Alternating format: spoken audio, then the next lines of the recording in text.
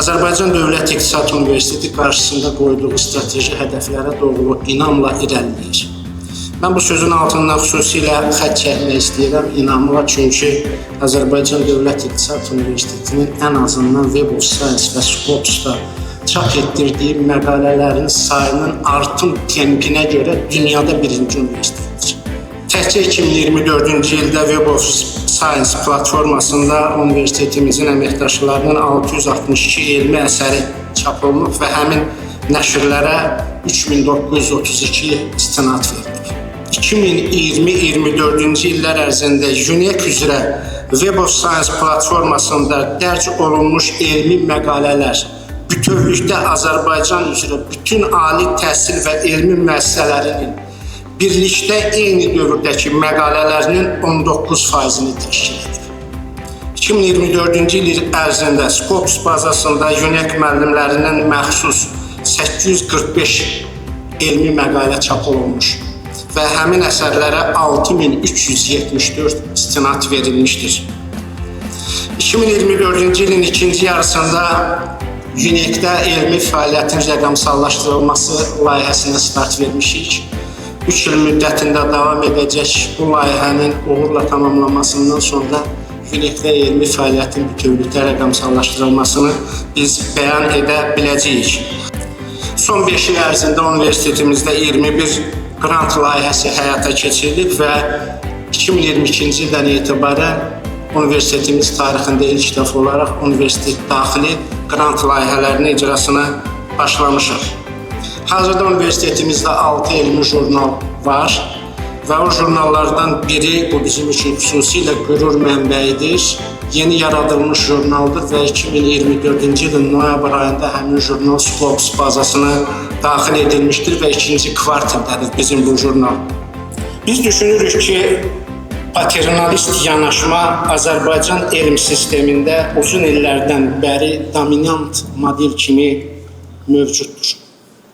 Elmi fəaliyyətin bütün mərhələlərini tədqiqat təşəbbüsündən başlayaraq, nəticələrin yayımına qədər rəqəmsal mühitə keçirməklə, şəffaflıq, məhsuldarlıq və qlobal inteqrasiya səviyyəsini yüksəltmək dövrün əsas tələbidir.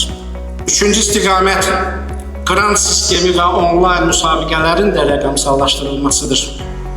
Elmi qrantların müraciət, qiymətləndirmə və nəticələrinin elan mərhələləri tam rəqəmsallaşdırılmalıdır.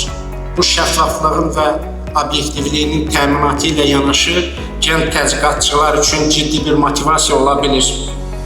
Süni əsaslı mənbə analizi, ədəbiyyat bələdçisi və sitat generatoru tətbiqlərinin universitetlərin mövcud rəqəmsal sisteminə inteqrasiyası zəruridir. Süni intellekt əsaslı plagiat analizatorları ilə yanaşı ideya oxşarlığı və ölkə üzrə vahid plagiatla mübarizə sisteminin yaradılmasına ciddi ehtiyac var. Universitetlər üçün, o cümlədən də UNEC üçün biz bunun üzərində işləyirik. Elmi chatbotların yaradılması tədqiqatlar üçün böyük dəstək ola bilir. Belə ki, tələbə və tədqiqatçılara istinad qaydaları, metodoloji suallar, jurnal seçimi, qrant müraciəti üzrə köməklər məhz bu elmi chatbot vasitəsilə verilə bilər. Həmkarlar, hər birinizi Elm və Təhsil Naziriyyatından salamlayıram. Bütün tədbir iştirakçılarını təbrik edirəm və konfransa öz işində uğurlar arzu edirəm. Ancaq texnologiyanın əldə olunması da təbii ki, o ödənişsiz başa gəlmir. Bunun üçün maddi vəsait olmalı, bunun üçün qabiliyyət quruculuğu imkanları olmalılarında elmi faktor öyrəncilər, universitetlərimiz, təhsil müəssisələrimiz zəruri imkanları yaratmaqla texnologiyalardan düzgün istifadə edəcəklər.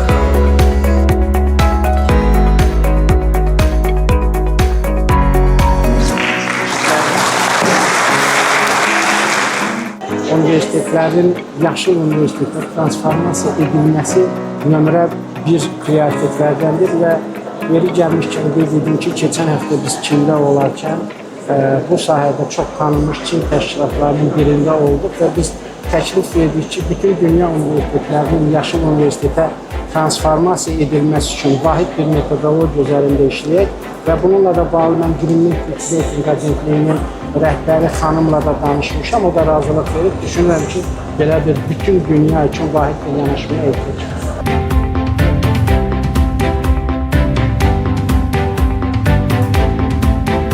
İnsan sivilizasiyası yenə də tarixdə olduğu qədər yaxşı şəraitdə yaşayır. O olaraq, o olaraq.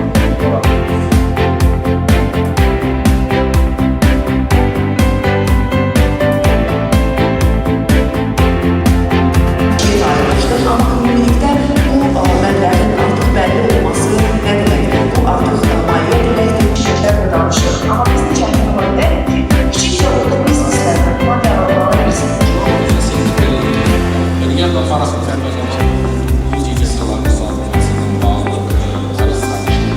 Çünkü dünyanın şu anda finansman ihtiyacı senede yaklaşık 2 trilyon dolar. Sayın Reis bunu söyledi.